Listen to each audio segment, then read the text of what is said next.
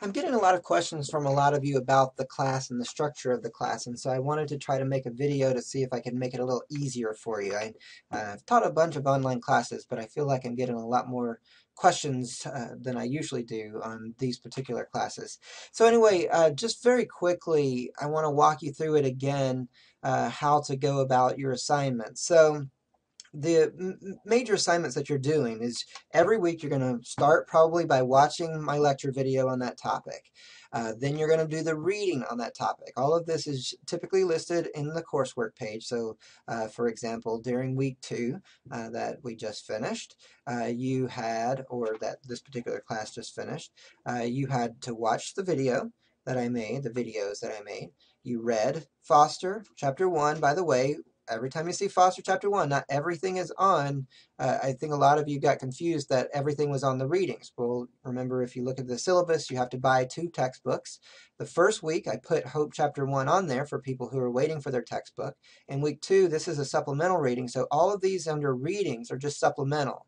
You have to read the textbooks as well. That's why I had you purchase the textbooks so that you could read those in addition to the supplemental readings. I tried to make the textbooks cheap, so that's why I got little textbooks, but that wouldn't be enough for a college level class, and so I've got you supplemental readings which are free to you.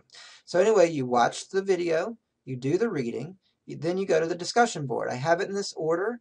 You don't have to do it in this order, but it's probably best if you do it in this order. You do this in this order so that you can go ahead and get the have a lot of background with the information before you take the quizzes. So you go to the discussion forum, you do the discussion, and then you take the reading and the lecture quizzes. So that's what the order that I typically want you to do them in, although it's up to you if you want to do a different order. The student-generated questions, this is just a reminder for you. Also, when you're watching the videos, you know, I have the questions that I want you to be able to answer. And so I'll just give you an example. I don't know why this is popping up. We'll just do this.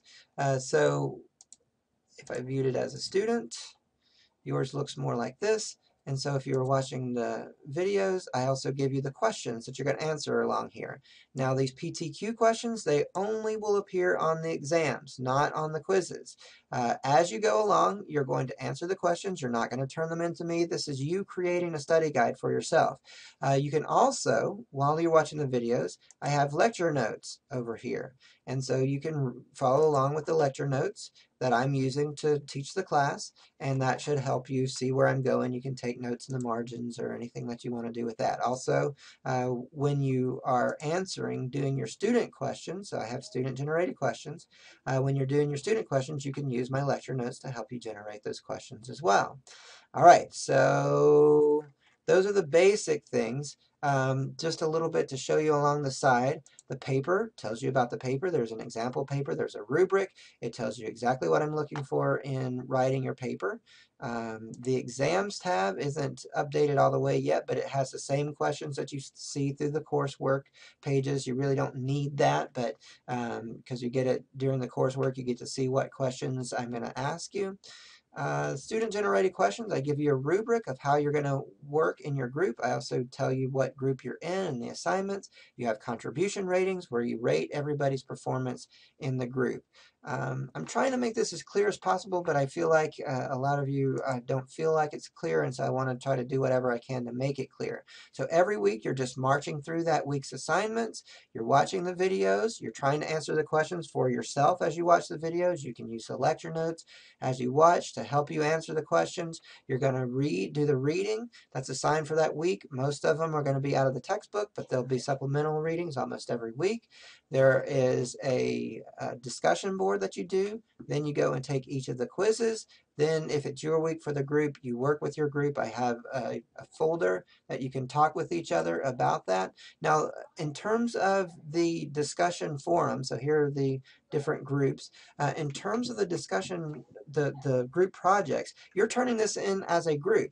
I don't want you to write a question and then send it to me. I want you to discuss it as a group. Group projects are very important. You need to learn them for the workforce. You need to learn them in school. It's good to use each other to kind of get an understanding of the material. And so you're going to turn into me as a group your whole assignment, not individual assignments from the group. Otherwise, I would just assign you to individually develop questions. But I want you to talk with each other, use the discussion forums to talk with each other about what's going on, to try to generate the best questions you possibly can.